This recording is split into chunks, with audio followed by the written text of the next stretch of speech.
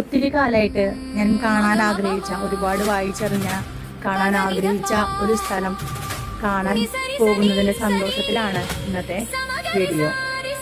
കോഴിക്കോട്ട് നിന്ന് വയനാട്ടിലേക്കുള്ള യാത്രയിലെ താമരശ്ശേരി ചുരത്തിൽ 9ാം വളവിലുള്ള ചങ്ങലമരം, അതായത് കരിന്തണ്ടൻ്റെ ആത്മാവിനെ അടക്കിയിട്ടുള്ള ചങ്ങലയിട്ടിട്ടുള്ള മരമാണ് ഞാൻ ഒരുപാട് കാലമായിട്ട് കാണണം, വയനാട്ടിലേക്ക് പോകുമ്പോൾ കാണണം എന്ന് ആഗ്രഹിച്ചിട്ടുണ്ടായിരുന്നത്.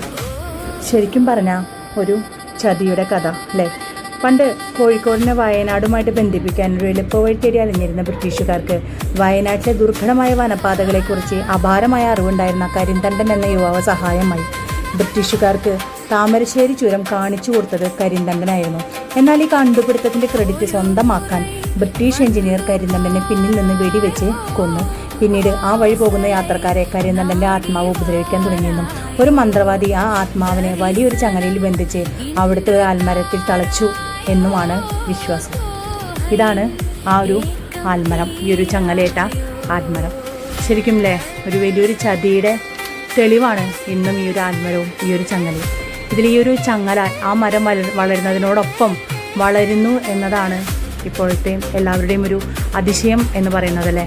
എല്ലാ മാർച്ചിലും കരിന്തണ്ടനെ അനുസ്മരിച്ച് അവിടുന്ന് ലക്കിടിയിലേക്കൊരു യാത്ര സംഘടിപ്പിക്കാറുണ്ടെന്നാണ് പറയുന്നത്, പദയാത്ര.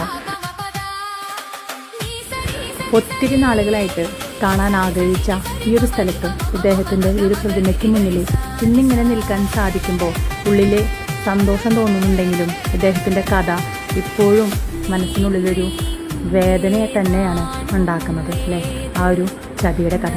എന്നിരുന്നാലും 250 വർഷം പഴക്കമുള്ള ചരിത്രമാണ് ഇന്ന് നമുക്കെല്ലാവർക്കും മുന്നിൽ ഇതുപോലെ കാണാനായിട്ട് സാധിക്കുന്നത്. അപ്പോൾ ഈ ഒരു ചെറു വിവരണം, ഇദ്ദേഹത്തിൻ്റെ കഥ എല്ലാവർക്കും ഇഷ്ടപ്പെട്ടെന്ന് കരുതുന്നു. അങ്ങനെ ഇഷ്ടപ്പെട്ടിട്ടുണ്ടെങ്കിൽ ദയവായിട്ട് തന്നെ ലൈക്ക് ചെയ്യാം, സപ്പോർട്ട് ചെയ്യാം. Thank you.